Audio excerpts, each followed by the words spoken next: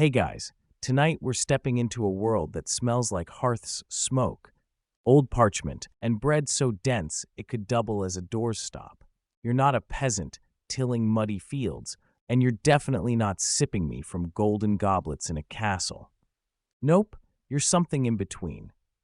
Tonight, you're going to live as a medieval English middle-class townsperson, a merchant's kid, born into that rare but growing group with just enough money to not starve and just enough rules to never be comfortable. You probably won't survive this, let's be honest. But you'll have an opinion about wool prices and your own monogrammed wax seal. So hey, small victories. So before you get comfortable, take a moment to like the video and subscribe, but only if you genuinely enjoy what I do here. Drop your city and the time in the comments. I always love seeing where and when you're tuning in from.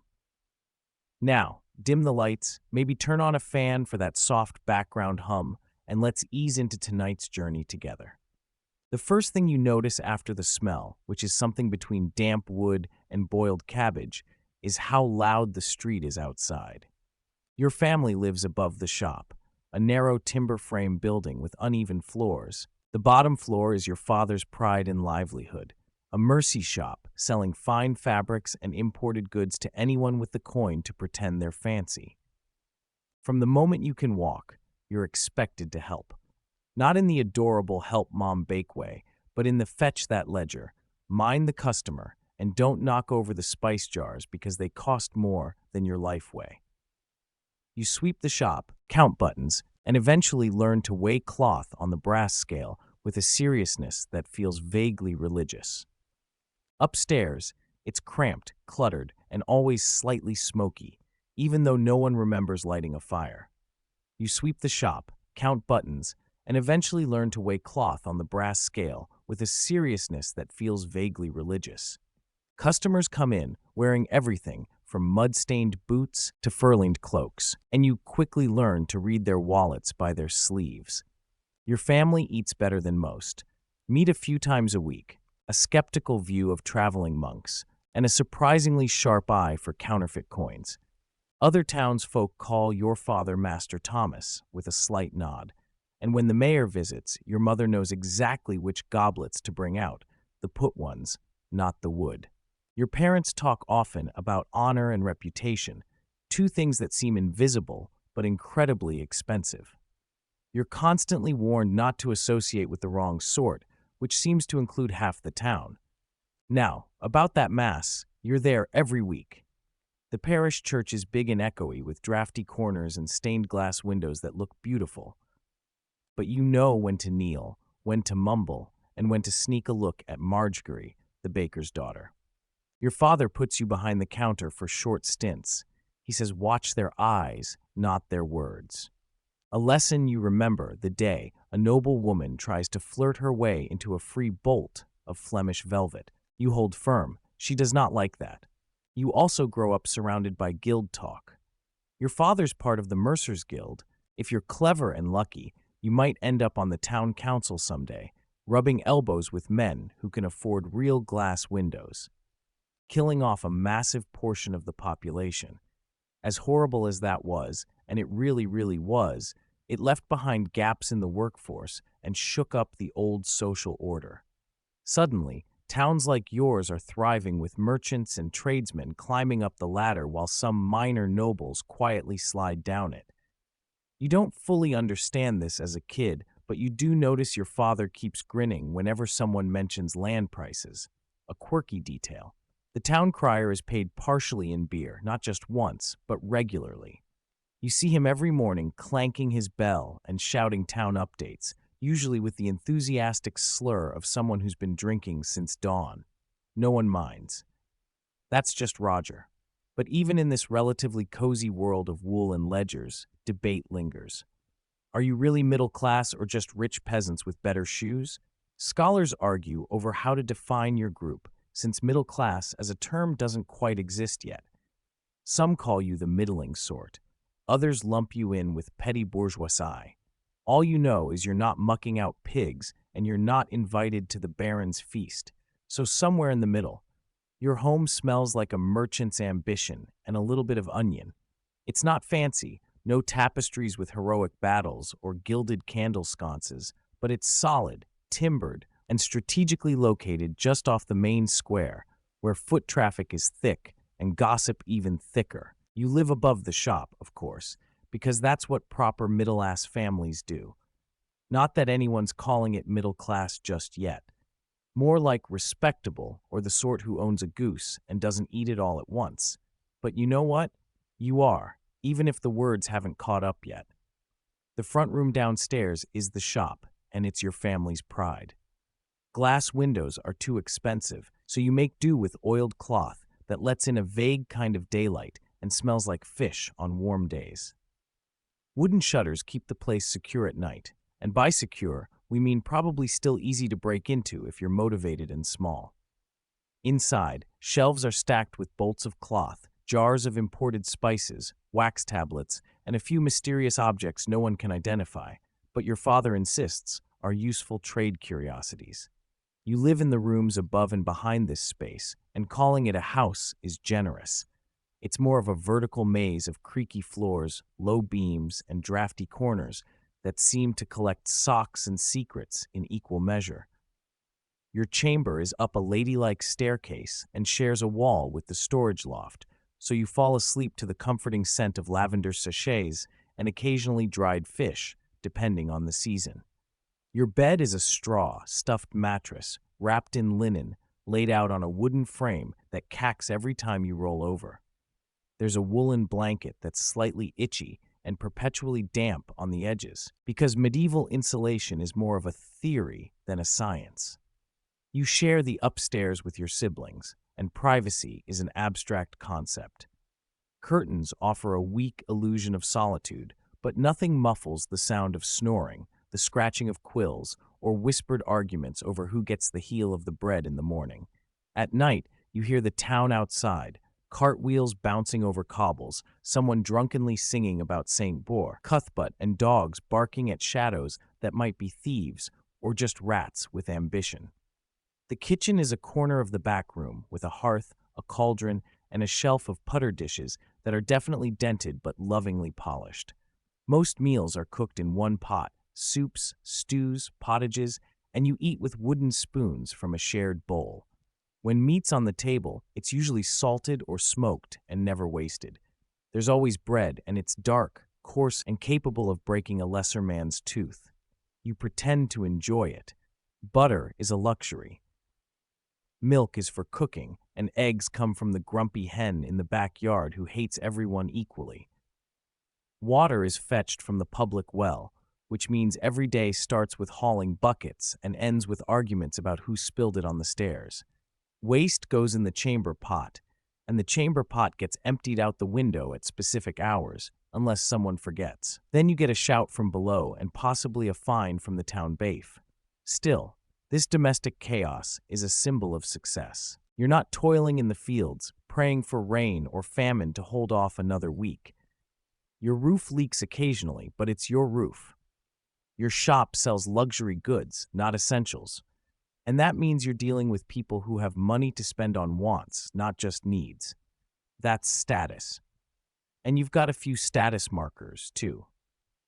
There's the oak chest with iron hinges where your mother keeps her best linens, inherited from her aunt, who swore she once served wine to a bishop. There's the carved stool your father made with his own hands before the shop made enough to buy furniture. And there's the single real glass window, a tiny round porthole in the back wall, more decorative than functional, but enough to make the neighbors jealous. Quirky fact, you own a pet. It's a cat. Not because you love animals, but because mice love flour, and the cat is a functional member of the household workforce. Still, you've named it Matilda, and your younger sibling insists she understands Latin, which is both charming and deeply untrue. Your daily routine is built around the rhythms of town life. The bell in the church tower rings out the hours, more or less, and each sound means something. Time to open shop, time to eat, time to pretend you're working while eavesdropping on your neighbor's marital dispute. The streets below are a constant swirl of noise, smells, and movement. Hawkers shout their wares, beggars rattle their bowls, horses clop, and the occasional minstrel tries to charm coins out of passers-by with a song that rhymes fleece with geese. Home is not just where you sleep, it's your social billboard. Everything about your house tells a story. The quality of your door latch, the cleanliness of your windowsill, even how often your chimney smokes. A well-swept threshold means you have pride. A front step with herbs growing in pots. That's middle-class Martha Stewart vibes. But let the woodwork rot or the shutters go missing, and suddenly people whisper that your business is failing. Reputation, as you're painfully aware, is a form of currency. Scholars debate whether this domestic space, the merchant home above the shop, truly marks a middle class or is just a variation on tradesman life. Some argue it's not the income that matters, but the ownership. If you own your tools, your space, and your time, you're something new. Others say these homes are still deeply tied to the feudal order with taxes, obligations, and guild oversight, keeping you closer to peasantry than to freedom. But you don't have time for that. You've got inventory to count. At the center of your home is the family table, long and narrow, with benches on either side and a permanent lean to the left. This is where deals are whispered, blessings are said, and your uncle always manages to spill something fermented. It's also where you first see your father do the books. His ink-stained fingers scratching away on parchment, eyes squinting in candlelight, occasionally muttering curses at the French exchange rates. Watching him, you understand this house isn't just where you live. It's where your life is negotiated, calculated, and if you're lucky, made better for the next generation. So, no, you're not in a manor. You're not even in a fancy townhouse like the merchants in London brag about. But you have space, you have heat, you have locks on your door, and dried rosemary hanging from the ceiling to ward off bad smells and bad luck. That's not just a home. It's a fortress, a workplace, and a living resume. And if it cacks in the night, well, that's probably just Matilda. Or maybe the roof tiles again. The guild hall smells like beeswax and old arguments. It's where your father disappears to twice a week, dressed in his slightly too stiff wool tunic, and that hat he swears makes him look authoritative. You've only been allowed inside once, and it felt like stepping into a secret world where everyone knew your name, but none of them trusted you. This is the world of the guild, a mixture of trade regulation, networking, low-key political scheming, and the occasional roast goose dinner. From the outside, the hall is unassuming, just another timbered building among the clustered streets. Inside, though, it's a different story. Wood-paneled walls, candles burning in heavy iron sconces, and a long table that looks like it's seen more negotiations than most royal courts. You picture your father sitting there weighing the pros and cons of wool imports versus local dye production while trying to keep the peace between the soap makers and the chandlers who've been feuding for months over something to do with lye recipes. Your apprentice, now technically still a boy, but expected to act like a miniature adult in a world where even a whisper can dent a reputation. The guild controls nearly every aspect of your future. How long you train, when you can sell on your own, even what hours you're allowed to open shop. There's a kind of comfort in that, honestly. It's a ladder, clearly marked. But the rungs are slippery, and more than one apprentice has fallen off trying to skip a step. Your daily routine is filled with the guild's influence. Every measurement you take, every coin you count, every stitch in the hem of a tunic is done according to rules that were probably written down during a thunderstorm in 1243. Break them and you're fined. Break them twice and your family gets a strongly worded letter and possibly a cask of spoiled ale delivered mysteriously to your door. Subtle revenge is an art form here. The guild isn't just rules, though. It's also relationships. Your father's got a network. Fellow mercers, wool sellers, dyers, lovers, all connected by a shared interest in not being cheated. Guild meetings are a mix of business and drama. There are the usual suspects. Master Ewan, who talks too much about his trip to Bruges. Mistress Hoyce, who runs the best cloth shop in town and terrifies half the men there. And old Jasper, who once fell asleep mid-vote and accidentally approved a tariff no one understood. You hear the gossip from the sidelines.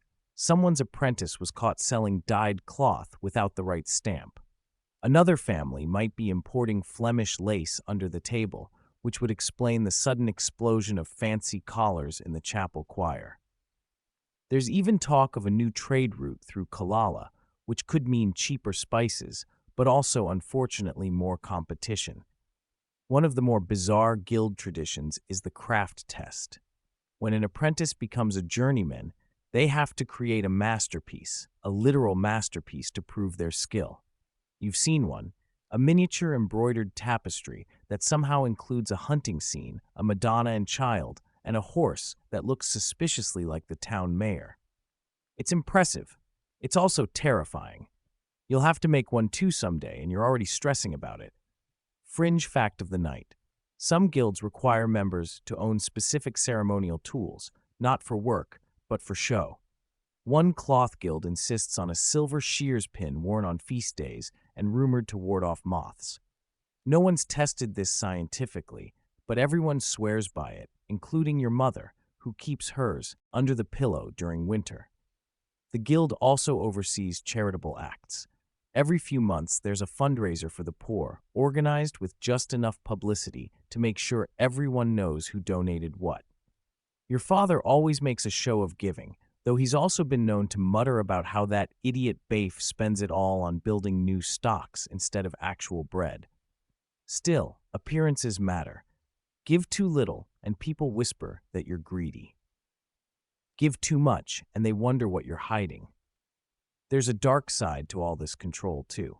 The guild can exile members, cut them off from trade entirely. It doesn't happen often, but when it does, it's social death.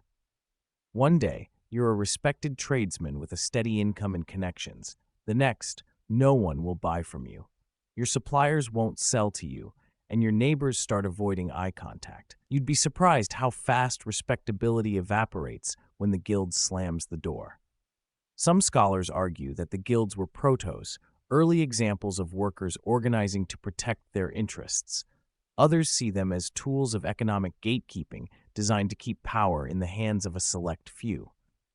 From where you're standing, both things feel true. The guild gives your family stability, respect, and access, but it also controls your future with a velvet-gloved fist and a ledger that remembers everything.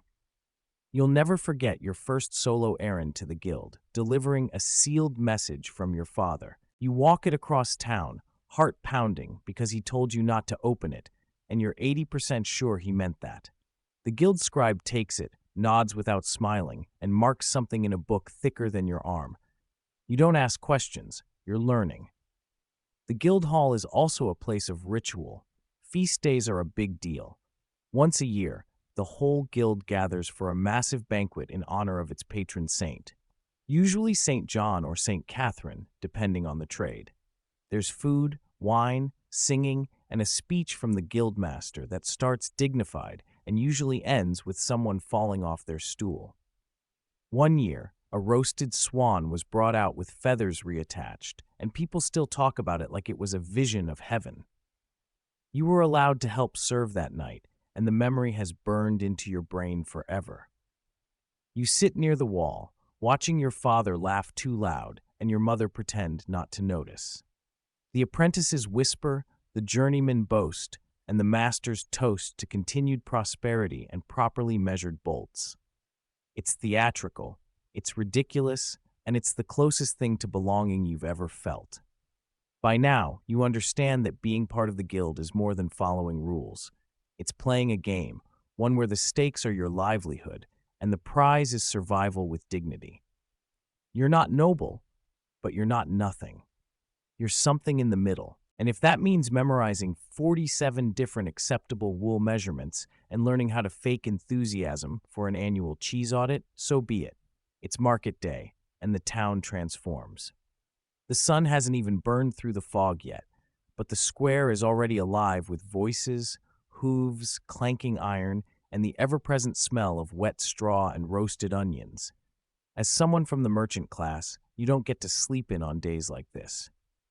No, you're up before the church bell tolls, dragging crates, sweeping the front step, and muttering about people who think haggle is a polite synonym for annoy until someone cries.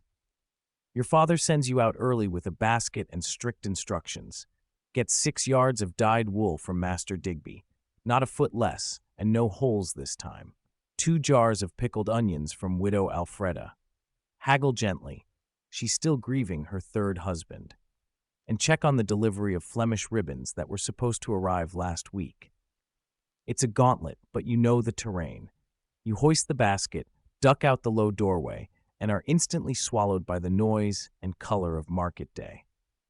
The stalls line every inch of the town square and spill into the side lanes, each one a makeshift fortress of goods and pride.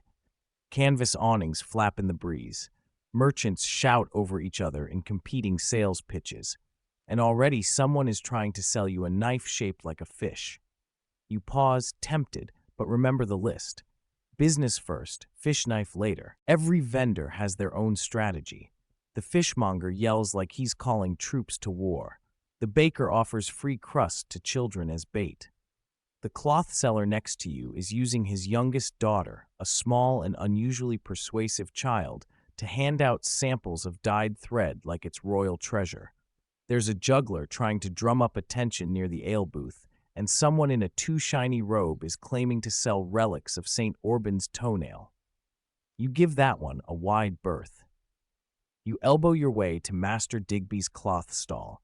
He's a round man with fingers stained from dye and a permanent squint that somehow makes every price he quotes feel like a trick. You've done this dance before.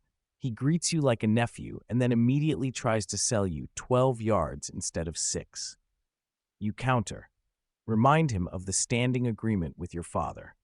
And after 5 minutes of performative sighing, he cuts the wool with a flourish and a wink. Transaction complete. On the way to Widow Alfreda's stall, you pass a puppet show. The small crowds gathered, laughing as a tiny wooden knight defeats a devil with a fish. It's ridiculous, but you grin. These are your people. Half ridiculous, half brilliant, and entirely unpredictable. Market day isn't just about buying and selling. It's theater. It's rumor-mongering. It's where alliances are made and rivalry sharpened. You overhear one stallholder warn another that his ale tastes like yesterday's bathwater. The insult is taken personally. A brief shouting match ensues, broken up by the town constable, who looks like he'd rather be anywhere else. At Alfreda's, you tread carefully. She's old, sharp-tongued, and rich enough to not need your business, but proud enough to want it. You praise her jars, admire her apron, and avoid mentioning the slightly pickled look of her dog. The onions are perfect, the price high, and you don't mind. You leave with the basket heavier and your dignity intact. By late morning, the market is a living beast, louder, smellier, and significantly more chaotic. Children run between stalls with sticky fingers and no supervision. A troubadour plays the same 3 notes on a lute that hasn't been tuned since the last coronation. A pig escapes from a pen and sprints through the crowd like it owes someone money. The crowd laughs, chases, and ultimately lets it go. Some stories don't need an ending. Lunch is eaten on your feet. A warm meat pie, scolding, and probably 60% questionable filler, but delicious. You eat quickly, scanning the crowd for rivals. Across the square, you spot the smug face of Edwin, the son of your father's most annoying competitor. He's selling inferior buttons at suspiciously low prices, and you make a mental note to report it at the next guild meeting. Competition is healthy. Cheating is not. Besides, his buttons tarnish in the rain, and everyone knows it. Your last stop is the docks just outside the gate, where traders from the continent sometimes arrive with exotic wares. You find a tired-looking man unloading crates labeled in bad Latin and worse French. The ribbons are there, bright, delicate, and expensive. You confirm the seal, note the arrival date, and arrange for delivery. As you leave, the man offers you a strange little candy made with something he calls sugar. You try it. It's bizarre, sweet, and oddly addictive. You don't trust it. You want more. Back in the square, the afternoon winds down. The crowd thins slightly as the wealthier townsfolk retreat to their homes, arms full of sausages and new shoes. But for the rest of the merchants, it's time to make the last push. Prices drop slightly, Voices get hoarse and tensions rise. A cart breaks a wheel. A barrel of fish tips over. A priest scolds a group of girls for dancing near the ale tent. It's perfect chaos. As part of the merchant class, your family's stall stays dignified. You don't shout, you don't dance, but you do make sure the wool is folded just so, the candles are evenly spaced, and the prices are printed neatly on little slips of parchment. It's about perception. Your father always says, if we look respectable, we are. You're not entirely sure that's true, but you nod along anyway. Quirky fact. One town over, a butcher has trained his dog to guard the meat stall. It growls at anyone who lingers too long, but wags its tail if you speak Latin. No one knows why. Scholars still argue about the origins of that particular dog and whether it might be a reincarnated monk. Someone started a ballad about it. You hope it catches on. Market day isn't just a shopping experience, it's the lifeblood of the town. It's where people connect, rumors spread, deals are struck, and alliances hinted at.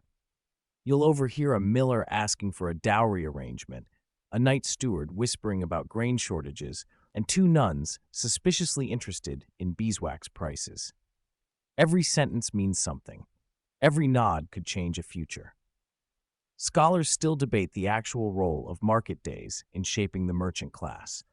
Were these days opportunities for upward mobility, or just a reset button for townsfolk to circulate wealth among themselves without ever truly climbing the ladder? You don't know. You just know that by sunset your feet hurt, your basket's empty, and your head is spinning with numbers, smells, and more than one suspiciously flirtatious glance from someone near the ale cart. As the market winds down, the last deals are struck, carts roll away, and the square returns to a state of soggy, trampled stillness. You help your father pack up, count the coin, and debate whether next week's spices will arrive on time. You're tired, but proud. You navigated the chaos, survived the crowd, and didn't fall for any relic scams. That, in this world, is a win. You wake up scratching your neck because your collar is trying to strangle you again. Getting dressed as a respectable member of the merchant class in medieval England isn't just about not freezing to death, it's about sending messages.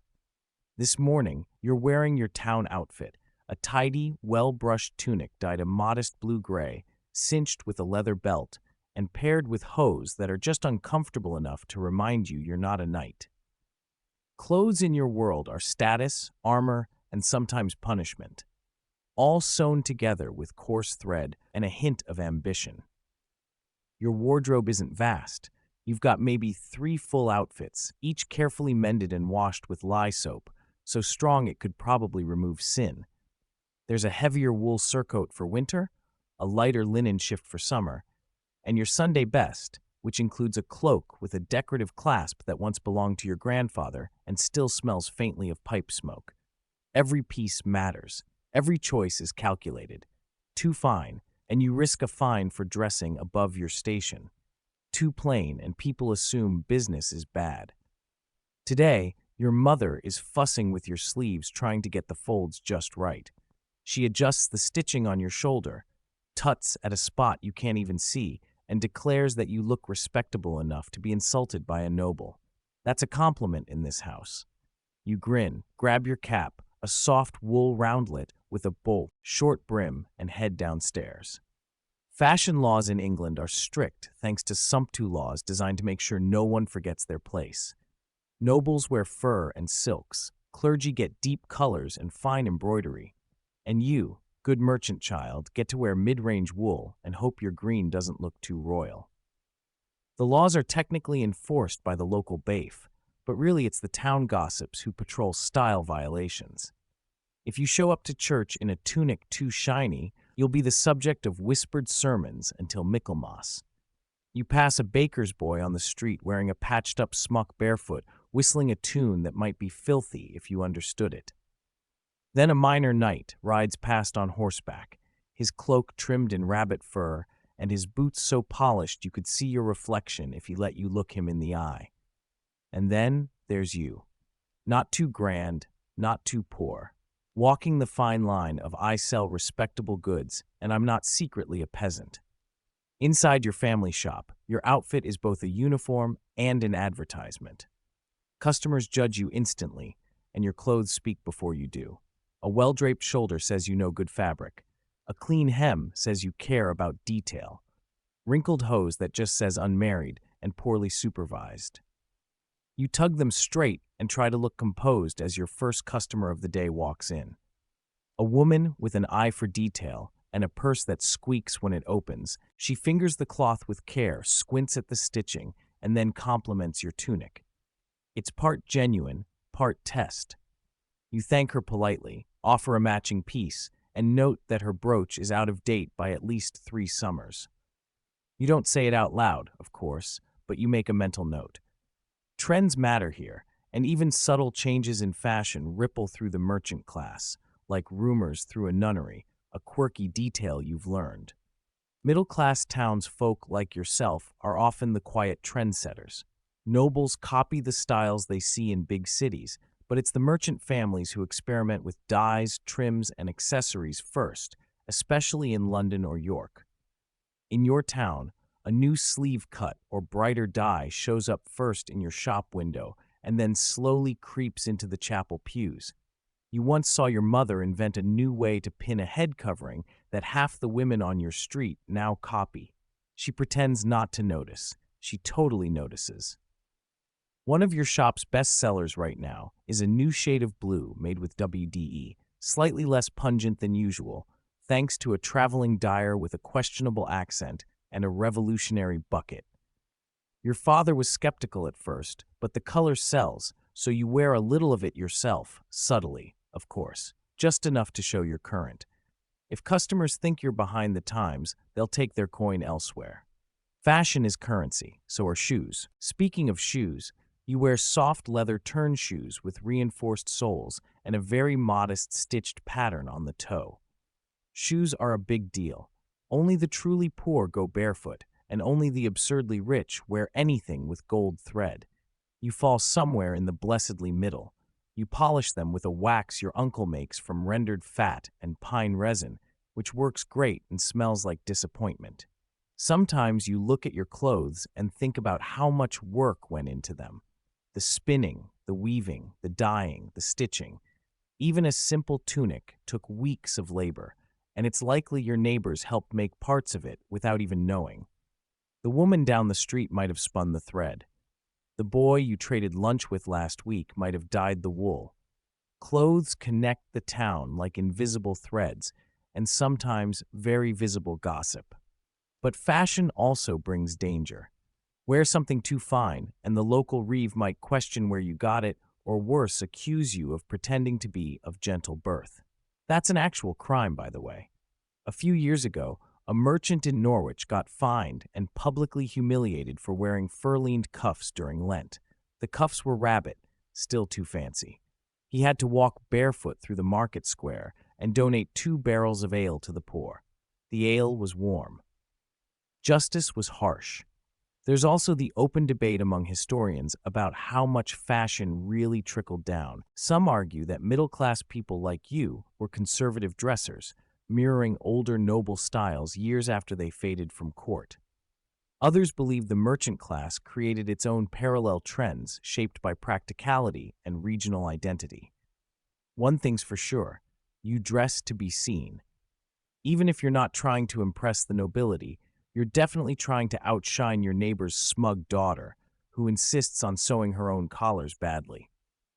Back at home that evening, you hang up your tunic with care. It's aired out before bed to keep the wool from going musty, and checked for any new wear. Your mother inspects it like it's her 3rd child. If you ever have children, you suspect she'll be less concerned with their behavior and more with how well their sleeves are pressed. As you settle into your nightclothes, a simple linen shift soft with age, you realize something. Your clothing tells the story of who you are. Hardworking, respectable, ambitious enough to wear bright blue, but smart enough not to add embroidery.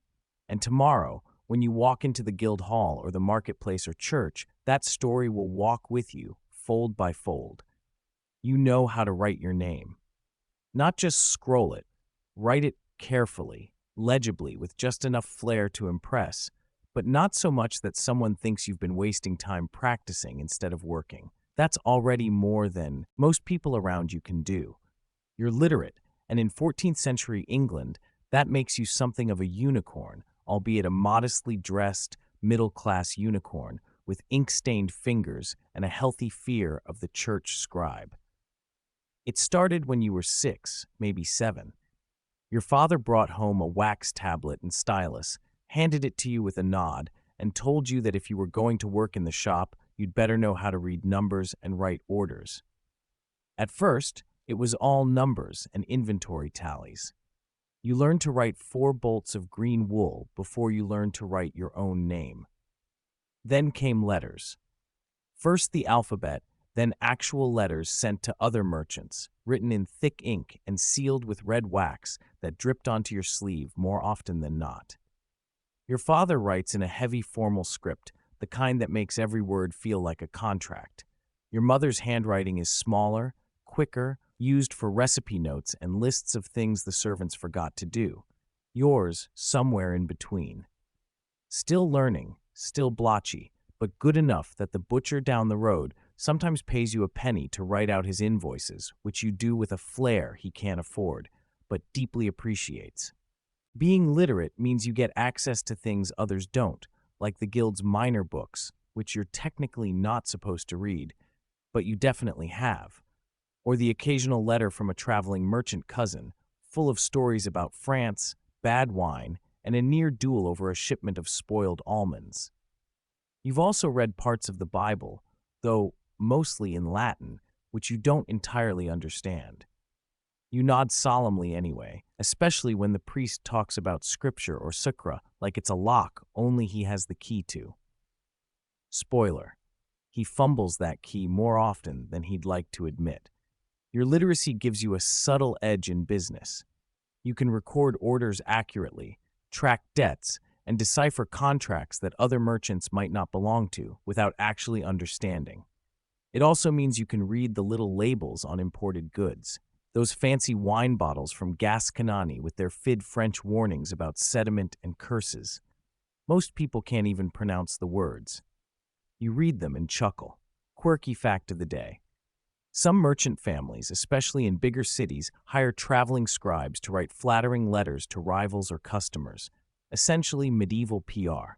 These scribes are part poet, part liar, and full-time drama starters. You once saw a letter praising your family's cloth as the finest weave outside of Flanders, known even in the halls of Cali, which is a wild exaggeration, but your father framed it anyway. It's hanging right above the account books. Books themselves are rare and precious. Your family owns exactly 3. A prayer book with worn pages, a copy of Boethius's Consolation of Philosophy that no one's ever finished, and a collection of trade proverbs hand-copied by your great-uncle, who insisted on spelling profit with 3 different letters every time. You've read all 3 twice. They sit on a high shelf next to a dried sprig of rosemary and a key no one remembers the use for. You dream sometimes of going to school, not the brief training you've had at home, but real grammar school, maybe even university. But that's expensive, and you're needed here. Besides, most schools are run by the church, which means a lot of rote memorization, endless Latin drills, and strict clerics who believe joy is a sin and handwriting should hurt. Still, it's a nice thought. Studying in Oxford, reading Aristotle under a tree, maybe writing a little poetry on the side. You've written some already. Bad, but heartfelt. No one's allowed to see it. Scholars today debate just how widespread literacy was among the middle class. Some argue that more merchants than expected could read and write, especially in towns with strong guild networks. Others think it was limited to the upper crust, those with extra coin to spare and no urgent need to pluck chickens or scrub floors. From where you're sitting, it feels like a rare skill, but a growing one. You know at least 4 other apprentices who can sign their names and 1 girl who secretly reads romance tales behind her father's shop. She's currently your favorite person in town. Writing, though, is more than just words. It's control. Your family's ledger is sacred, kept under lock and key, updated daily, and only touched by those who know the system. Every sale, every debt, every promise of payment by Michaelmas is written down with cold precision. Your mother handles the numbers with terrifying accuracy, and God help the customer who tries to argue a missed payment. The ledger doesn't lie, it just ruins. Sometimes you get to write the weekly inventory reports for your father. You sharpen the quill, dip it in ink made from oak ghouls and vinegar, and slowly list the items. 3 bolts of crimson wool, 2 crates of French soap, 1 missing cask of fish oil, possibly stolen, possibly evaporated. Either way, suspicious. You write with care, forming each letter as if it matters because it does. 1 bad 5 and someone's getting shorted on linen. Your handwriting is slowly improving. You've started experimenting with flourishes, just little ones, on capital letters or the tails of G and Y. Nothing too ostentatious. The guild frowns on fancy for its own sake, but still a little personality never hurt. You're also practicing sealing wax, dripping, stamping, not burning yourself. Mixed success. Your first try looked like someone sneezed on the parchment and sealed it with a boot heel. But progress is progress. The town scribe, Master Hal, occasionally lets you watch him work. He's old, mostly deaf, and possibly made of parchment himself. His fingers are stained dark with ink, and his script is flawless. He once told you he learned to write by copying out the same sentence 400 times. Silence pleases God more than foolish speech. Ironically, he talks constantly, but you let that slide. His penmanship is divine. And while writing and literacy feel like power, they're not always safety. You once saw a poor tanner get dragged into court because he couldn't read the contract he signed, lost everything, couldn't argue, couldn't plead. Just stood there blinking while a clerk read the words that condemned him. That stuck with you. Literacy isn't just knowledge, it's a shield. By night, you practice letters by candlelight. You write names, prices, phrases you hear in the street. Sometimes you copy from the prayer book just to see if you can match the style. Other times you invent new names for the customers you dislike. Creative, unflattering, always in Latin. It's therapeutic. You never show them to anyone except Matilda the cat. She's your silent co-conspirator in everything. You fall asleep with ink on your fingertips, dreams full of parchment, and a vague hope that tomorrow someone will ask you to write something more exciting than 3 jars pickled eels moderately fresh. But until then, you'll keep the ink pot full, the quill trimmed, and the wax seals ready, because words in your world are as good as gold and far more dangerous. Dinner's almost ready, and the kitchen smells incredible, like roasted onion, sage, and the faintly sour tang of cider that's been stewing in a clay jug since last summer. You step in through the back door, stomping the mud off your boots, and the kitchen boy, young Ned, perpetually soot-stained and humming some tune about a goat, flashes you a grin while fanning the fire with a pair of bellows that we like a dying sheep. It's warm in here, noisy, cluttered, and glorious. This is the belly of your household, and tonight it's doing something rare. It smells like meat. Food in your house is a careful thing, balance between cost, class, and the calendar of saints. You're not rich enough to eat like a baron, but you're not poor enough to survive on broth and barley. Most days, meals are simple.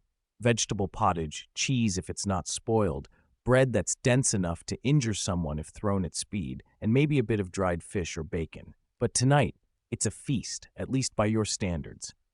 A plump chicken stuffed with herbs and onions is turning on the spit, dripping fat into the fire with a satisfying hiss. There's bread, fresh, blessedly soft, and a dish of mashed parsnips that look almost fancy if you squint. Your mother's at the table carving dried apples for a tart. She's humming too, which means the shop did well today.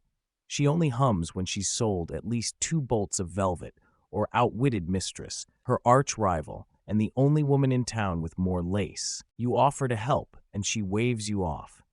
You'll just eat the filling, she says, and she's right. You snack on a bit of crust instead. Food isn't just sustenance, it's status. The kinds of ingredients in your kitchen say a lot about your family's place in the town. Spices, pepper, cloves, cinnamon are precious. Your father keeps them in a locked box like treasure, doled out carefully for stews and special guests.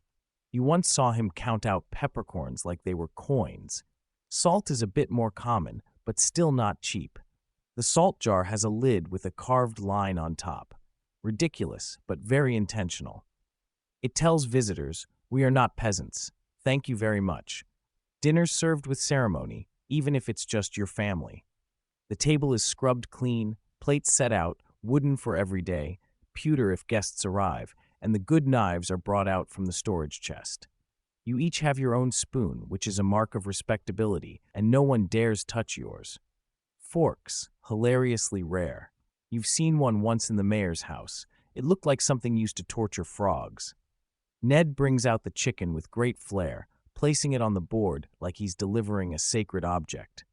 Your father carves while reciting a bit of scripture, always Matthew, always louder than necessary. And portions are handed out with casual authority.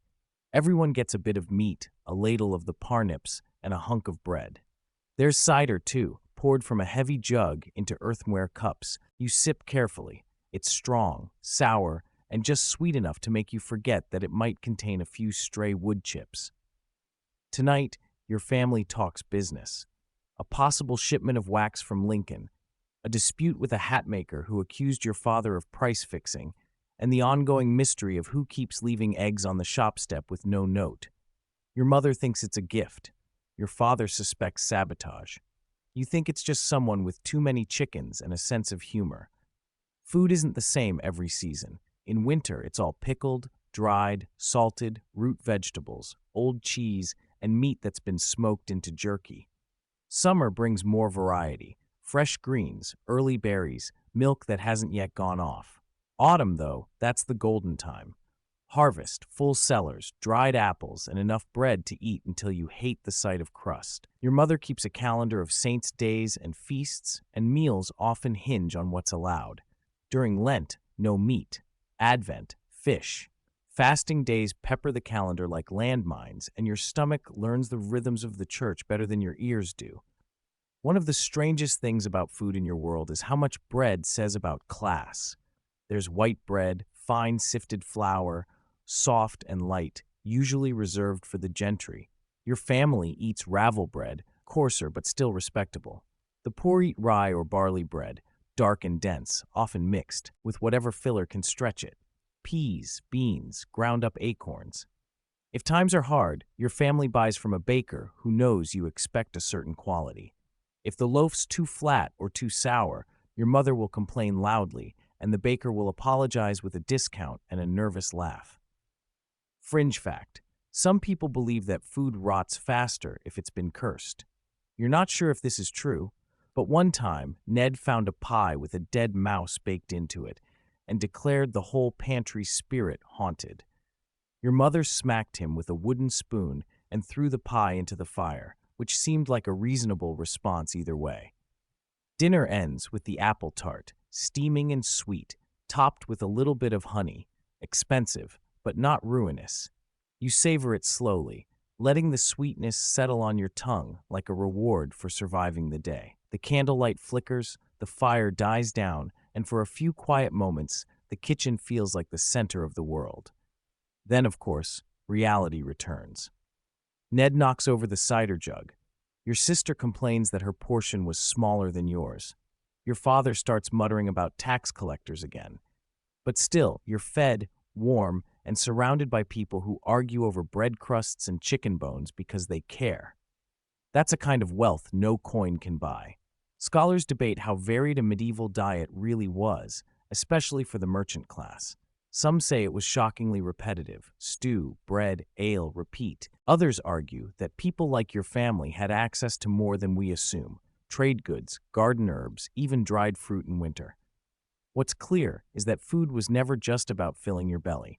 It was a performance, a symbol, a source of pride, competition, and occasional gout.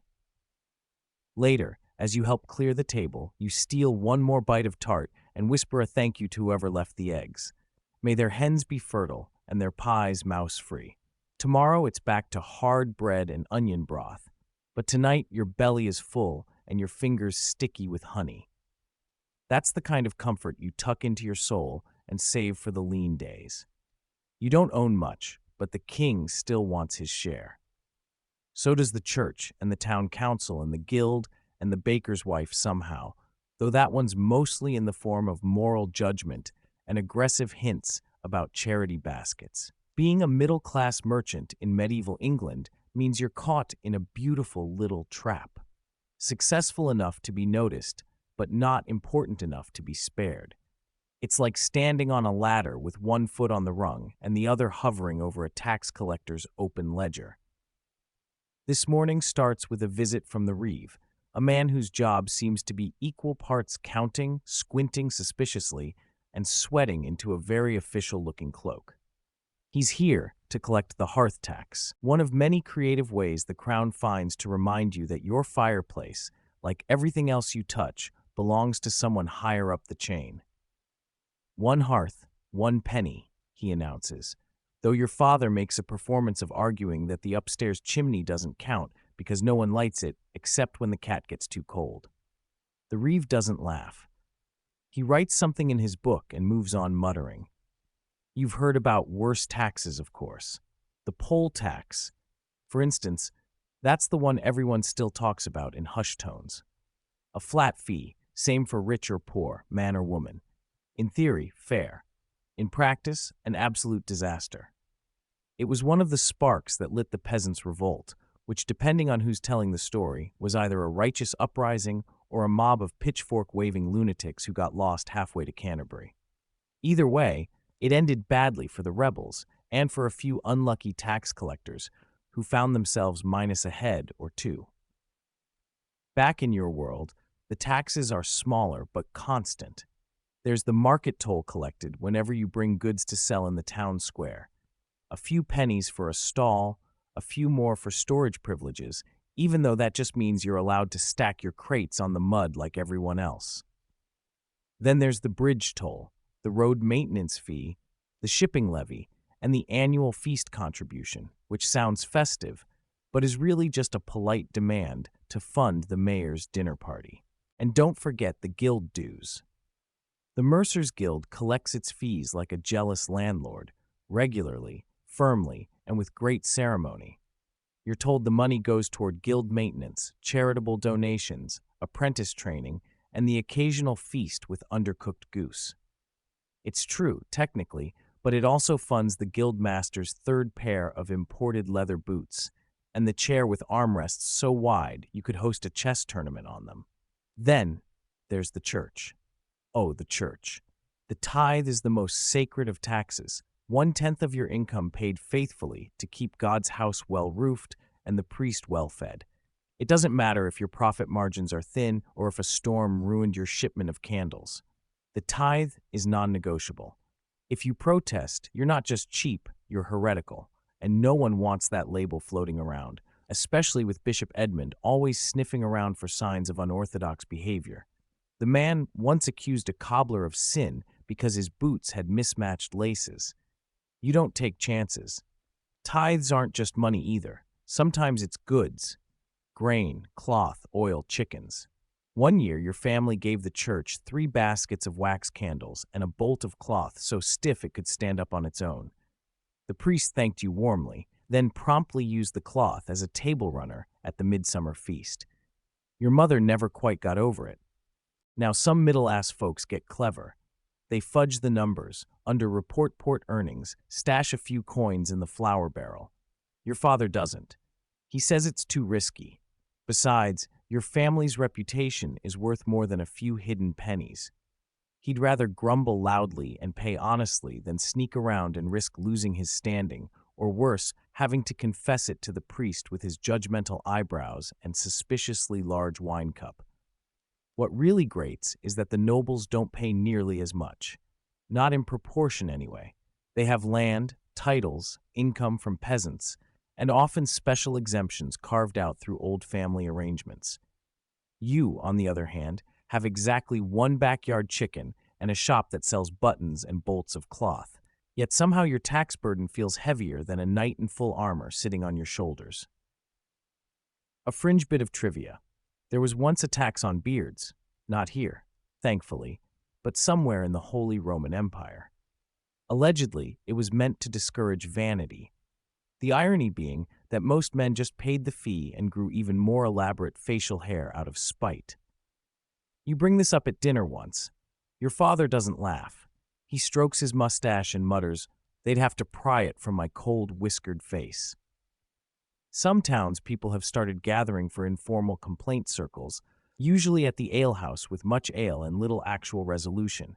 It's where theories fly.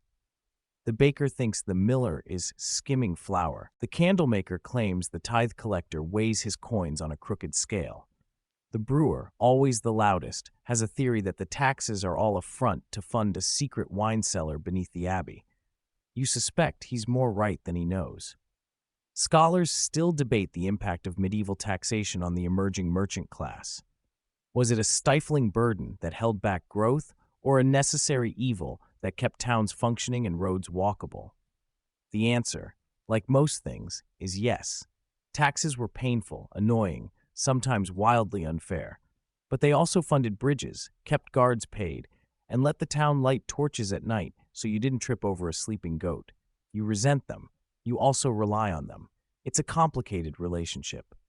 Today, you sit down with the household ledger and help tally the latest tax demands. It's a grim ritual. Your mother calls it feeding the ghost, as if the taxman was some kind of spectral figure that haunts respectable homes demanding coin and compliance. You light a candle, open the book, and begin to calculate. Market toll, tithe, guild dues, repair fund, winter levy. The numbers blur together, and your stomach twists as the pile of obligations grows taller than your profits.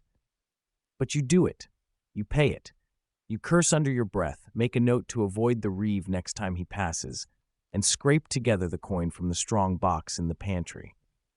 It's not glamorous. It's not fair, but it's what's required. You tuck the ledger away, blow out the candle, and sigh. Then you remember that tomorrow is the feast of St. Crispin, which means church services, no market, and a bonus donation to the parish. You let out a groan so loud even the chicken flinches. Life in the medieval middle class isn't just about making money, it's about watching it vanish into other people's pockets, often with a smile and a blessing. The bells ring before sunrise. Again, it's not even a holy day, just a Tuesday, but someone has died or confessed or given birth, or possibly all three, and the priest wants the entire town to know about it. You roll over beneath your blanket, sighing into the wool, and listen as the peals echo through the narrow streets like some divine alarm clock. You've got half a mind to curse the bell ringer, but you're not keen on waking up with boils, so you settle for muttering something vaguely annoyed and very unbiblical. In your world, religion is not a weekend hobby. It's baked into every single day, from dawn prayers to candlelit vespers, and skipping any part of that rhythm is equal parts social scandal and spiritual suicide. You're not just expected to believe, you're expected to attend, observe, donate, and occasionally carry a candle taller than your youngest sibling. And heaven help you if you fall asleep during Mass. It's been done.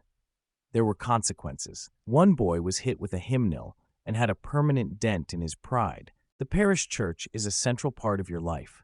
Literally, it's smack in the middle of town, a stone and mortar declaration that whatever you think you're doing with your day, God probably has other plans. The building looms over the market square, its tower always pointing accusingly at the sky like it's tattling on everyone. Inside, it's dim, echoing, and smells like incense, candle wax, an occasionally wet dog if it's raining and someone forgets to keep the door closed. You attend Mass every Sunday, and also on feast days, saints' days, holy days, and sometimes on random Thursdays when the priest says he felt moved by the Spirit, which you've started translating as woke up early and wanted to talk. The service is in Latin, of course, which means you don't understand most of it, but that's not the point. You're there to be seen, to participate, to show that you're a good, God-fearing citizen who definitely doesn't skip confession, and certainly never hides peppercorns in the flour barrel to avoid the tithe. You know the order of service by heart. You can hum the hymns, kneel with practiced grace, and even fake your way through a chant or two. When the priest lifts the host, you bow your head respectfully. When he swings the censer, you inhale like it's holy therapy. And when he gives the sermon, usually a dramatic warning about lust, laziness, or the devil's fondness for card games, you nod solemnly, even if you're secretly counting the rafters or wondering what's for lunch. The church isn't just a place of worship, it's a social hub, a moral compass, and a community theater all rolled into one. It's where marriages are arranged, grievances aired, scandals whispered, and reputations managed. The pew you sit in says a lot. So does how much you donate, how often your candle burns during Vespers, and how piously you bow during the procession. Even the churchyard is part of the social ladder. Being buried closer to the altar is a sign of both spiritual devotion and financial success. Your grandfather's grave is 3 rows back near the crabapple tree. Not bad. There are over 40 holy days each year, each one requiring attendance, ritual, and usually the disruption of business as usual. Some are joyful feasts, music, church plays featuring devils with squeaky pitchforks and angels who look suspiciously like the local butcher's daughter. Others are solemn with processions, fasting, and hours of kneeling that leave your knees numb and your mind drifting to whether you remembered to bolt the shop door. One of your favorites is Candlemas. It's got everything: flame, music, and a blessed candle you get to take home and put in the window to keep away storms. You still have last year's stub, half burned and slightly chewed by the cat. On the other end of the spectrum is Rogation Day, which involves walking around the town's borders, singing prayers for good harvests while getting rained on and bitten by flies. Character building, they say. And then there's confession. Once a week, you file into the chapel, kneel at the screen, and tell the priest everything you've done wrong, or at least everything you're willing to admit. He sighs, nods, assigns penance, usually prayers, sometimes charitable acts, once 3 days of bread and water, because you said something unkind about your neighbor's pig, and sends you off absolved. Whether you feel forgiven is another matter. Quirky fact: some towns host church-sponsored miracle plays with scripts that mix actual scripture with enthusiastic improvisation. One year, your cousin played the Archangel Michael and accidentally set part of his robe on fire while smiting a demon. The audience thought it was divine special effects. He hasn't stopped talking about it since. Your family contributes to the church, of course. Donations, candles, linens for the altar, even a small stained glass window installed last year depicting St. Lawrence holding a grill, which no one likes to explain to the children. Your mother leads a guild of women who sew vestments and manage the feast day decorations. Your father pretends not to care, but checks the accounts every time the priest makes a new improvement to the building. The lines between religion and everyday life blur constantly. You say grace before meals, invoke saints when you sneeze, and keep a painted icon of the Virgin Mary in the hallway for protection and general peacekeeping. You also have a few charms tucked away. Technically frowned upon, but everyone has them. A dried rose from a pilgrimage, a bone fragment allegedly from St. Cathart, probably a chicken, and a ribbon blessed by a traveling monk who claimed he once saw a vision of Christ in a mud puddle. Scholars debate how deep the faith of the medieval middle class truly was. Were they pious or just afraid of hell? Did they go to Mass out of belief or social pressure? The answer is both. You believe or try to, you pray or try to, and you definitely try not to think about how much of your coin ends up in the church's lockbox. Religion is comfort, it's community, it's control, and it's inescapable. Tonight, as the bells toll again for evening prayer, you light the candle in the hallway and whisper a short blessing, just in case. The town feels quieter after dark, like even the cobblestones are listening. You wonder if saints watch through windows, or if they too are weary of sermons that go too long. You blow out the candle, tuck the stub safely beside its twin, and crawl into bed. Tomorrow's another day of work, worship, and trying not to offend any angels by accident. But for now, you let the silence settle, close your eyes, and hope that if the divine is watching, it's in a good mood. You're 17, and about to marry someone you've known for approximately 3 conversations and a handful of strategic glances across the churchyard. Welcome to medieval romance. Part negotiation, part family planning, part guessing game about how well someone smells under pressure. Love might find a way eventually, but first there's the small matter of dowries, social standing, fertility forecasts, and whether your intended father has been caught shortchanging the spice merchants. Again, marriage in your world isn't really about love. It's about property, position, and future apprentices. You're not noble, so you're not marrying to unite great houses or secure titles, but you're middle class, so your marriage still has stakes. Marrying too far down is risky. Your children might not get into the guild. Your name might suffer. And heaven forbid, your spouse doesn't know how to manage a ledger. Marrying too far up, laughable. No knight's daughter is going to wed a merchant's son who still trips on stairs and smells faintly of sheep dye. The sweet spot. Another merchant family, ideally one with good coin, a steady hand, and minimal drama. Your parents begin scouting when you're about 15. They make casual inquiries over dinner during church services while buying pickled turnips. You pretend not to notice, but you do. The local candlemaker's daughter comes up in conversation. She's sensible, educated, known for her embroidery and her ability to recite 3 psalms backward. You've spoken exactly twice, both times about the weather. She blushes easily and smells like beeswax. Honestly, it could be worse. Marriage contracts come next. There's haggling involved. Not over feelings, over dowies. Your family expects some land, a chest of linens, and maybe a small cash sum. In return, you'll provide a home, respect, and ideally children who don't ruin the family business by turning into wandering minstrels. It's a tense time.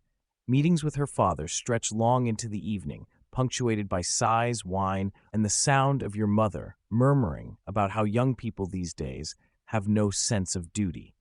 Eventually, it's agreed. The match is made. There's a sigh of relief and a suspiciously large shipment of wine sent to your house, which your uncle drinks half of before dinner. Now comes the ceremony. Not the wedding yet, but the betrothal. It's like a pre-marriage, a binding promise sealed with a kiss on the cheek and a handshake that probably means more to your parents than you. Then, after a few months of anxious waiting, the big day arrives.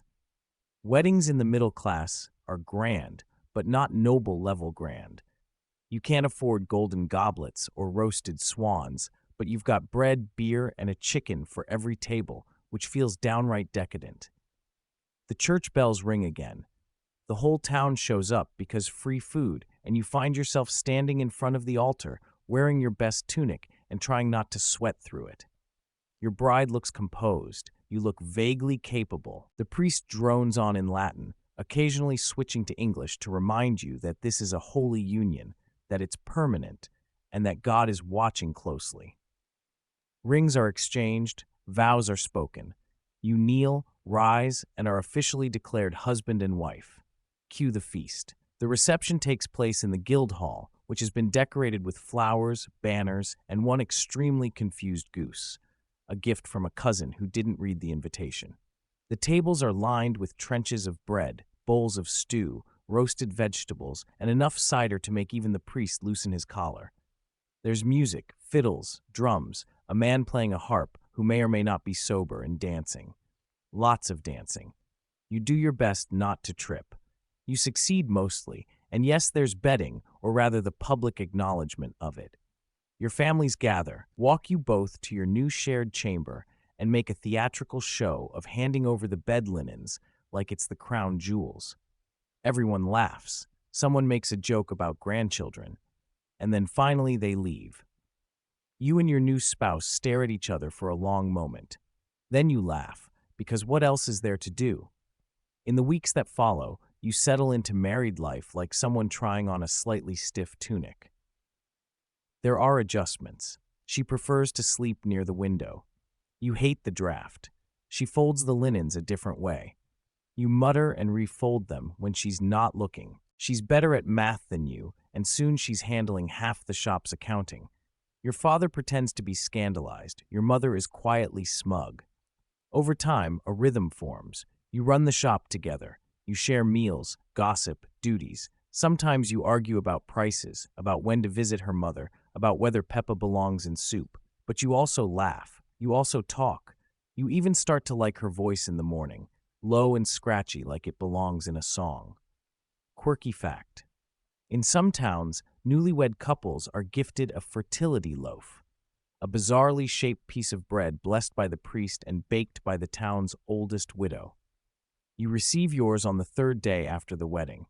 It's dry, crumbly, and deeply unsettling. You eat half anyway because your mother says it's tradition. You bury the rest behind the garden. Nothing grows there for weeks. Your marriage is in many ways a business merger with feelings. It's a partnership built on shared goals, mutual respect, and the hope that you'll both survive long enough to see your children take over the shop. Romantic, not always, but meaningful, absolutely, especially in a world where love is a luxury and security is a prize hard won. Of course, not every match goes so smoothly. One of your friends marries a brewer's daughter who turns out to hate merchants, numbers, and the entire concept of cleanliness. Another match is broken off at the last minute when it's discovered the groom to be owes money to 3 different butchers.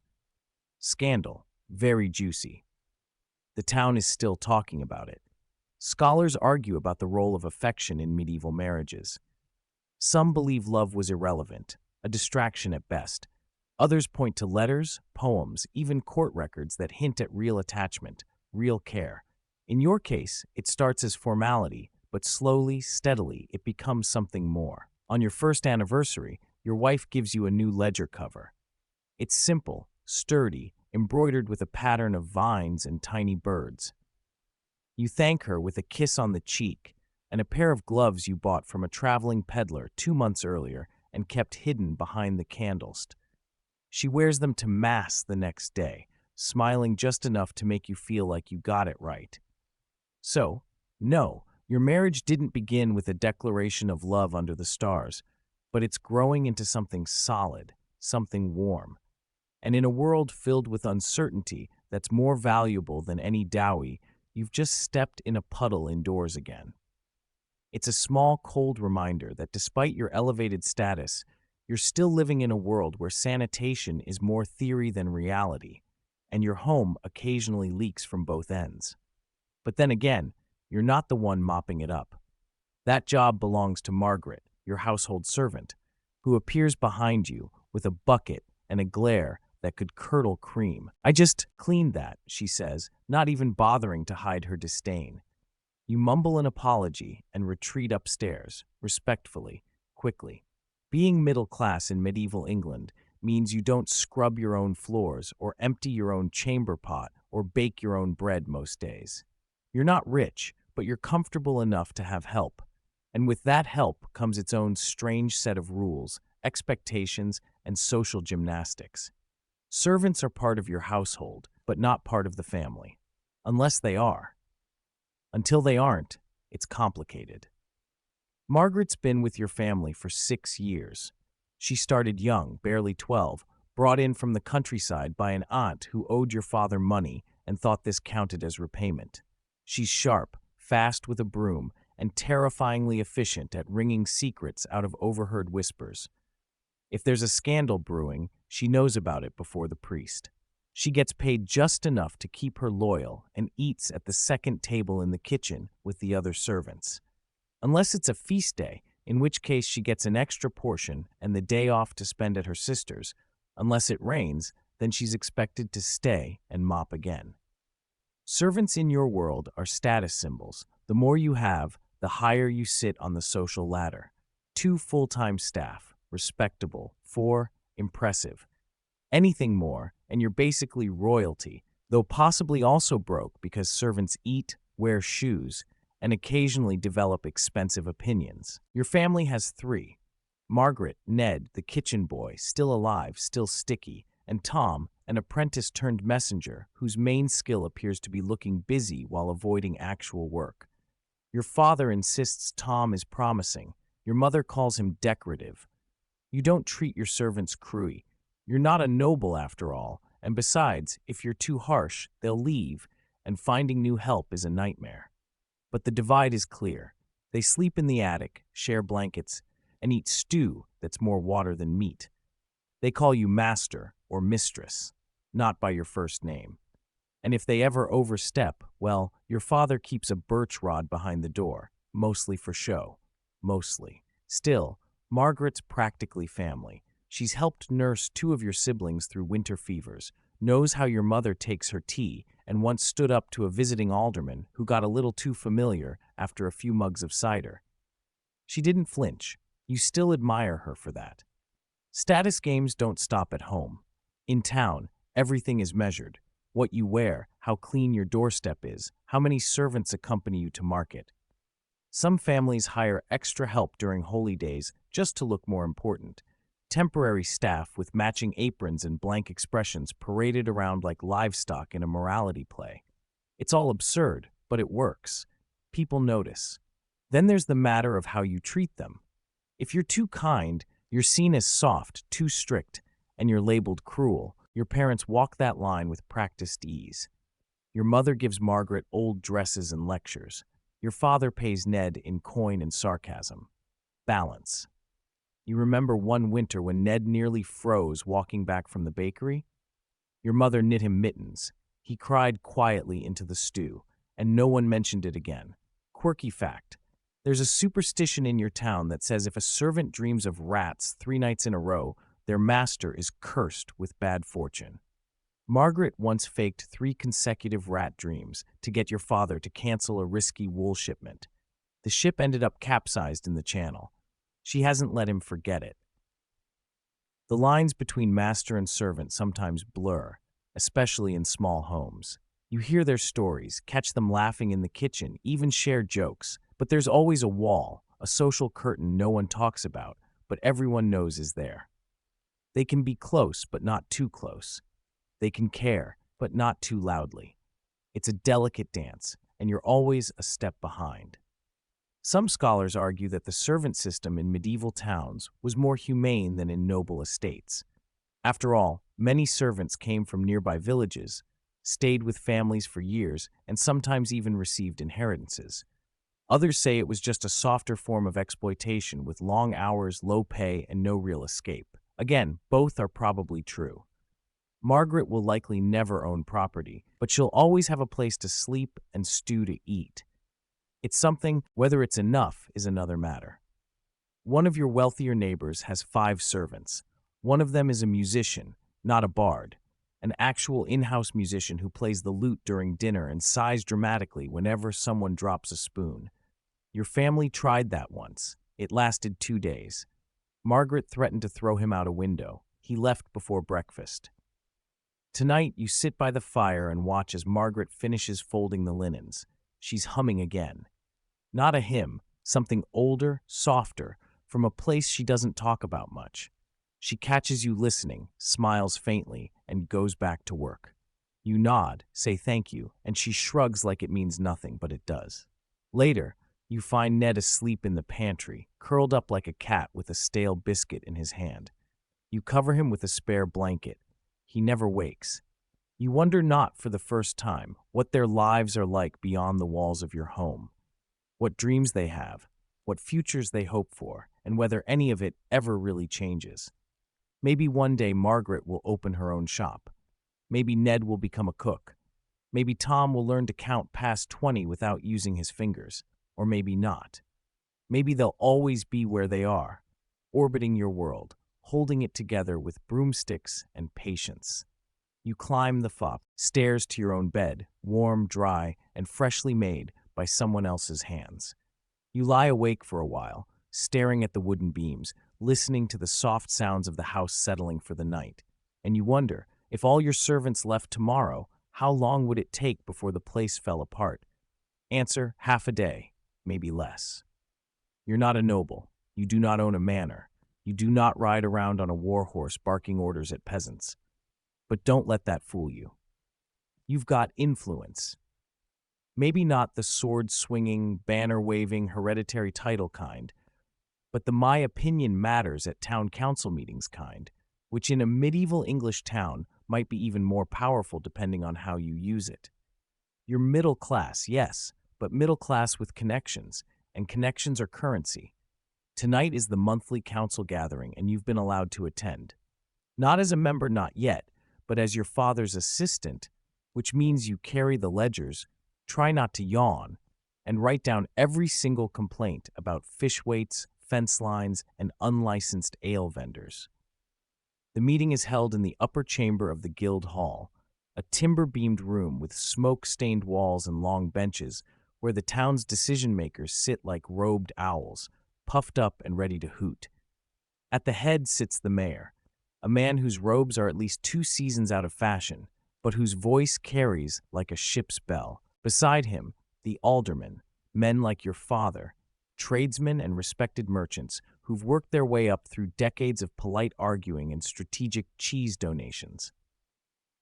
There's Master Godfrey, the glovemaker, who insists on quoting scripture before every vote. Mistress Agnes, who owns half the butcher stalls and doesn't trust anyone under 40, and Walter the miller, whose understanding of civic finance is flexible at best. And then there's you sitting at the side table with ink-stained hands and a seat that wobbles. First order of business, drainage. It always is. The South Lane floods every time it rains, and the residents are furious again. Mistress Agnes suggests raising the road with gravel. Godfrey suggests prayer. Walter blames ducks. The mayor calls for a vote. Gravel wins barely. Next, the price of fish. The fishermen claim costs are rising. The fishmongers claim the fishermen are lying. One councilman brings out a dried herring as evidence. It breaks in half. No one knows what that proves. The debate ends with a compromise. Fish prices will rise, but only on Fridays. Someone tries to point out that Friday is the main fish-eating day. They are ignored. Your father speaks up about shopfront signage. Apparently, the apothecary down the road hung a sign so large it blocked the sunlight from 2 homes and frightened a horse. The sign is of a unicorn for reasons unclear. The council agrees to limit shop signs to no more than 1 arm's reach from the wall, though no one can agree on whose arm should be the standard. This is civic life for the medieval merchant class. Weirdly specific, endlessly bureaucratic, and surprisingly powerful. Your father doesn't have a title, but when he raises an eyebrow at a proposal, people listen. And when he sighs and says, "This isn't bruised, gentlemen," it ends discussion entirely. He's respected, feared, and quietly envied. And you're watching him like a hawk, trying to learn the moves. Being on the town council means more than just meetings.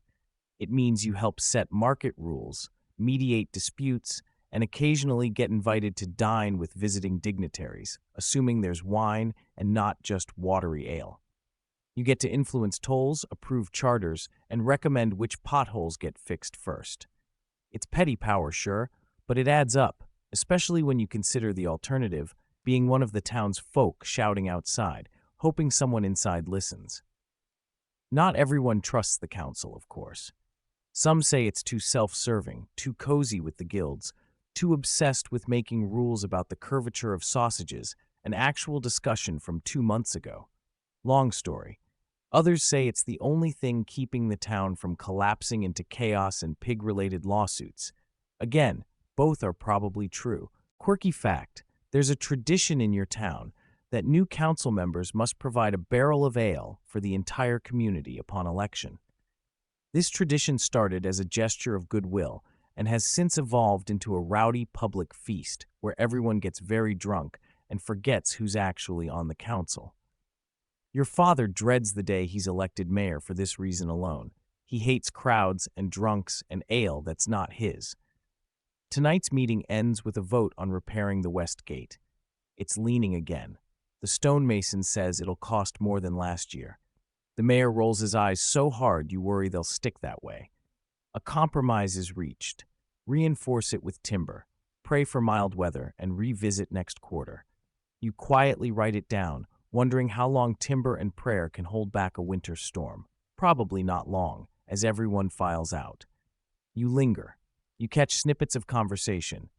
Rumors of a new toll proposed by the king's tax agent, a dispute over a communal oven, and something about a runaway goose causing damage to a haberdasher's stall. Civic life in all its glory. On the walk home, your father is silent at first, then grumbles about Walter's obsession with blaming ducks for everything. You ask if you'll ever be on the council. He gives you a look and says, "You take too many notes not to be." That's probably a compliment. Some historians argue that the rise of civic councils was the beginning of a true middle class, people who weren't noble, but who wielded real structured power. Others claim it was just another version of feudal control, with guilds and councils acting as gatekeepers. You, however, suspect it's mostly a bunch of grumpy merchants arguing about sewage and trying not to offend the church. When you get home, your wife is waiting up. She asks if it was productive. You tell her about the herring. She laughs, then frowns, then reminds you that you're supposed to attend the baker's licensing appeal tomorrow. More meetings, more ink, more civic responsibility. Still, there's something satisfying about knowing your voice eventually might matter. That your suggestions might shape the street layout or improve the market stalls or finally get that horrible smelling fishmonger moved away from the candle shop. You go to bed with sore fingers and a head full of bylaws. It's not glamorous, but it's real. You're part of something. You're shaping the world one fish debate at a time. It starts with a cough, not yours, but your neighbor's. Then another louder, ragged. You hear it through the thin walls as you open shop for the day. You ignore it at first. People cough, especially in spring when the rain never stops and the air smells like damp wool. But by the end of the week, the coughing has spread. The baker's wife hasn't opened her shutters, and the apothecary has been seen running through town with 3 different sacks of herbs and a face that says, "Doom is trending." Then come the deaths. 1, then 4, then 12.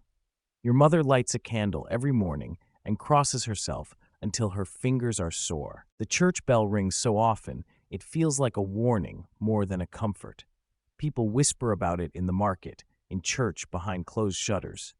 The pestilence, the blackness, God's judgment, and suddenly your tidy, wool-scented, middle-class life becomes a waiting room for death. The plague is back. The last time you were a child, barely old enough to remember much beyond the fear, the funerals, and the smell of lime-washed walls. You thought that was over, a freak tragedy, like a once-in-a-century flood, or a nobleman being polite. But now it's here again, and this time you understand. It spreads fast, too fast. People vanish from the streets, doors are nailed shut, and cartwheels creak at dawn. As the dead are hauled out under cover of prayer, no one touches, no one talks, and even the town crier starts whispering. Your father insists the shop stays open. "We are not beggars," he says, "and we are not cursed," but he wears gloves now, and he doesn't take coins directly. Makes customers drop them into a wooden bowl soaked in vinegar. Your mother won't let anyone inside without sniffing a sash of dried lavender and sage. Your sister scrubs the door knob every hour, muttering rhymes she learned from a healer who left town 2 days ago and hasn't been seen since. Some people flee, the rich mostly. Nobles retreat to their country estates. Priests vanish on pilgrimage, and even a few merchants load up carts and disappear down the road like ghosts with pockets. Your family stays. There's nowhere else to go, and besides, you've built a life here. Brick by brick, bolt by bolt. Leaving would mean starting over or worse, being outsiders. Every night you count symptoms like tally marks. Do you feel warm? Is that a cough or just the smoke from the hearth? You wake up sweating, dreaming of blackened fingers and swollen glands. Your wife checks your forehead. You check hers. Neither of you speaks. There's nothing to say. The town goes quiet. Shops close. Bells toll. The streets smell of smoke rot and too many herbs burning in too small spaces. People hang herbs over their doors, burn rosemary, paint crosses on their windows. One man walks through the square covered in sackcloth, wailing about divine punishment. The constable lets him. No one has the energy to stop him. You try to keep busy, writing ledgers, sorting inventory, pretending to clean, anything to avoid the stillness, the silence, the terrifying certainty that you're not in control of anything anymore. And then Margaret, your servant, coughs. It's dry at first, then wet, then constant. You move her to a back room, away from the family, and your mother prays over her while your wife boils linens and rubs onion pickuses on the walls. You leave food at the door. You hear her moan once, then nothing. She dies the next night. You bury her before dawn. No ceremony, just a prayer mumbled through tears and a hastily dug grave in the yard. Your mother weeps. Your wife stays silent. You just stare at the dirt, hands shaking, unable to feel anything except a dull, echoing numbness. Quirky fact, if you can call it that. In some places, people carry commanders, little balls filled with perfume and herbs meant to ward off the disease. You make one with dried rose petals, cloves, and a sliver of camphor, hanging it from your belt like a talisman. You know it's useless. You wear it anyway. Then Ned starts coughing. You've known him since he was a boy, half wild and covered in jam. Now he's pale, shivering, burning with fever. You sit beside him, spooning broth into his mouth, whispering stories about saints and miracles. He dies on the third day. You stop counting the dead after that. Scholars still debate what people believed caused the plague. Bad air, corrupted humors, divine punishment, even planetary alignment. The actual answer, of course, is fleas and bacteria. But you don't know that. All you know is that washing with vinegar helps a little. Incense makes it feel better. And every knock on the door could be your last. And yet you endure. Weeks pass. The toll lessens. Fewer bells, fewer carts. The market reopens slowly.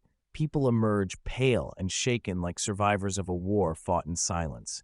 You help your mother scrub the walls, burn old linens, and replace everything that touched the sick. You burn Margaret's apron, Ned's cap, even the pillow he loved.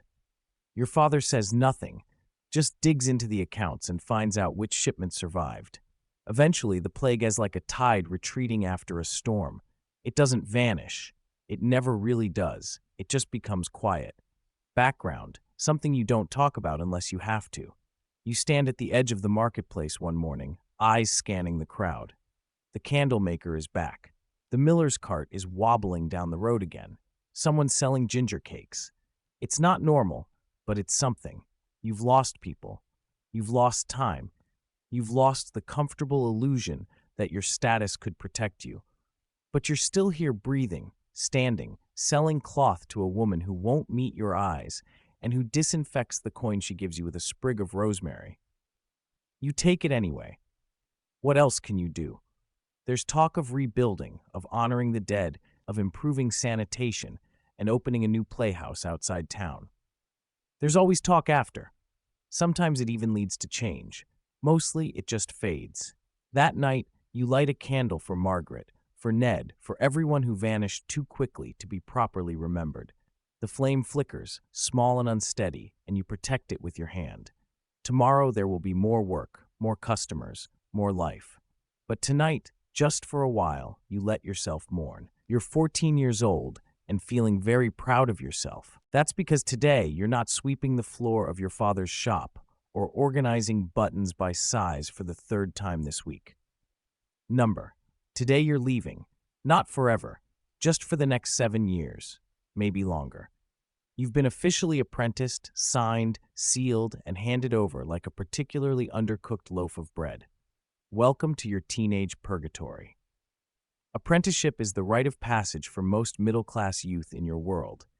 It's how you learn a trade, earn a reputation, and one day, if the stars align and you survive your master's temper, become a full-fledged member of your guild.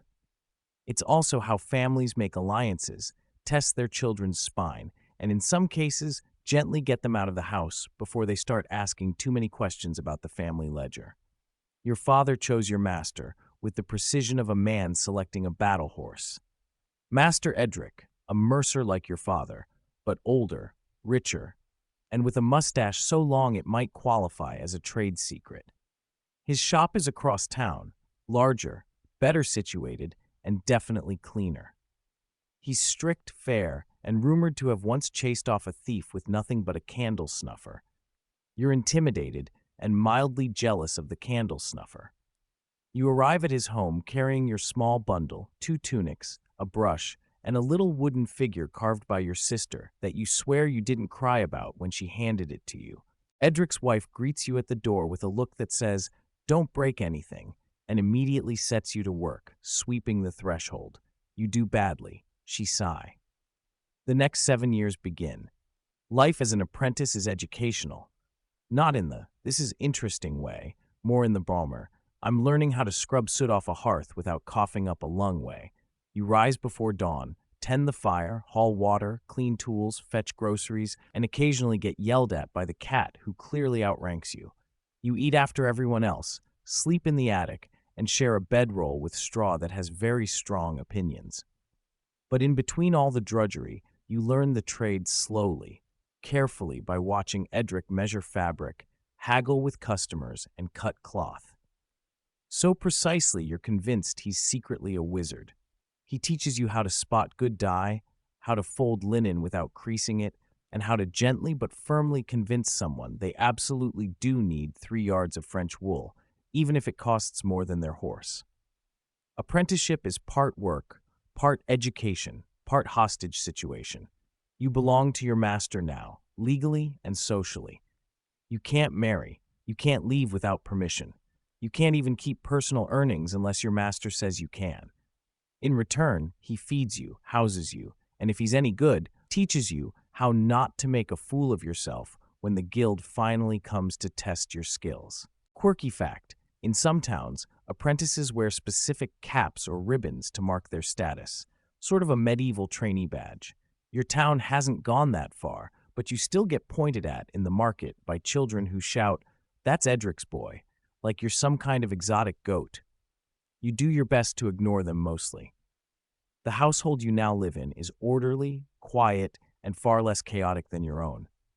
Edric has no children, and his wife manages things with the efficiency of a military quartermaster. Meals are plain, but steady. Rules are many. Talking back is not tolerated, but asking smart questions earns you rare, precious nods of approval. You collect those nods like coins. 1 year in, you've graduated from sweeping to helping at the counter. You watch as customers run their fingers across silks, try to haggle like dukes, and always claim they were quoted a lower price last week. You learn to keep your face calm, your tone even, and your fingers ready to slap the abacus. You start to understand why your father always rubbed his temples after market day. You also learn the social rules of apprentices. There's a hierarchy, unspoken but ironclad. New apprentices scrub, senior ones supervise. You're somewhere in the middle, which means you're bossed around and blamed when things go wrong. There's also rivalry, especially with the baker's apprentice, who thinks he's better than you just because he smells like bread and has both eyebrows. You'll get even someday. Scholars debate how binding apprenticeship contracts really were. Technically, they're sacred, a promise before God and guild. But you hear stories. One boy ran off to join a traveling puppet troupe. Another eloped with the miller's daughter and vanished into the hills. A third simply disappeared after being caught misusing the shears, which you've decided not to ask about. You, however, stay, partly out of duty, partly because you want to prove you can finish what your father started. By year 3, you're doing real work, measuring cloth, handling deliveries, even balancing the ledger under supervision, of course. You're still not allowed to order goods or negotiate major sales, but you're trusted enough to be left alone in the shop for short bursts. It feels like power, fragile, terrifying power. The kind that disappears if you spill ink on the last bolt of velvet again. One of your proudest moments comes when a customer asks you a question, not Edric, and listens to your answer. It's a small thing, but it lingers. That and the time you caught a boy trying to nick a purse of buttons and shouted so loudly, half the market turned to look. Edric gave you a nod. His wife gave you pie. That was a good day. Quirky fact. Apprentices sometimes form informal alliances across trades. You trade scraps of cloth for leftover pastries or offer to write a letter in exchange for a good knife sharpening. It's a barter economy, inside a barter economy, and it makes you feel slightly clever until someone steals your gloves during a prank. You get them back. Eventually, near the end of your term, you begin crafting your masterpiece. The work that will prove your worth to the guild. It's grueling. You stay up late stitching, folding, perfecting. You mutter curses and prayers in equal measure. And when you finally present it, a miniature merchant's cloak dyed evenly, embroidered subtly, lined with linen so fine it makes Edric squint, you feel something unexpected. Pride. You're not a boy anymore. You're not an assistant or a burden or someone else's project. You're a tradesman in the making. And while the guild still needs to approve it and Edric still scowls and says, "Could be straighter," you catch him smiling when he thinks you're not looking. Apprenticeship doesn't just teach you a trade, it shapes you, hardens you, carves you into someone who can be trusted with coin, tools, and other people's expectations. It's long, slow, often unfair. But when you walk out of Edric's house 7 years later with calloused hands and a head full of numbers, you know something for sure. You earned this. You've never liked the smell of parchment. It's musty, dry, like old straw left too long in the rain and then baked near a fire. But as you sit on a rough bench inside the grammar school room, surrounded by ink pots, chalk dust, and the unmistakable scent of adolescent fear, you decide you'd rather smell parchment for hours than sheep dung for a lifetime. Because this cramped, echoing room, with its Latin chants and stern masters, is your doorway out of oblivion, or at least into something slightly above it. You're lucky to be here. Very lucky. School in medieval England isn't for everyone, and certainly not for most. It's not required. It's not free. It's not even terribly popular, unless your parents have ambitions for you that go beyond wool, wax, or poultry. But your father, bless his callous fingers and burning pride, has scraped together enough coin and reputation to send you to the local grammar school for a few hours a week. Not full-time, you're no noble, but enough to make you literate in Latin, halfway decent with a quill, and marginally dangerous in a debate about verb tenses. Your school is attached to the local church, naturally. Everything is. The building is old and uneven, with one beam that cacks during lessons like it's sighing in despair along with the students. There are no desks, just benches and boards, and no books except what the master owns. Carefully copied volumes chained to the shelf like prisoners of learning. You bring your wax tablet, a piece of chalk, and a healthy sense of fear. The schoolmaster, Master Alfred, is a man of indeterminate age and infinite scowls. He teaches with a rod in one hand and a psalter in the other, and you suspect he hasn't smiled since the last king died. He's terrifying, but he's also brilliant. His Latin is flawless. His handwriting looks like it was printed by angels, and he can recite Cicero from memory while glaring directly into your soul. Your day begins with prayer, of course. Then grammar drills, endless mind-numbing, bone-deep drills, declensions, conjugations, recitations. Amo, amas, amit, amamus, amitus, amant. You chant them in unison like monks who've lost their joy, but not their rhythm. Then comes reading from the Psalms, from the Anerid, sometimes from long-winded sermons about the dangers of women and dice. You don't ask questions unless you want to write lines about the virtue of silence. Writing comes later when your Latin is considered passable. You practice on wax tablets first, scraping your letters slowly, then copying them onto real parchment under the master's scowling supervision. Ink stains your fingers, your tunic, your face. The quills are unreliable. The ink is thick. But when you finally write a complete sentence in clean, balanced script, it feels like conjuring, like building a wall, one perfect stone at a time. Most students are boys like you, sons of merchants, priests, guildsmen. A few are clearly here for the church track, hoping to join a monastery or move on to university. They're quieter, more solemn, and always seem to know extra prayers. You're not headed for Oxford, probably not even for higher learning beyond this, but the knowledge that's yours to keep, and no one can tax it. Yet the days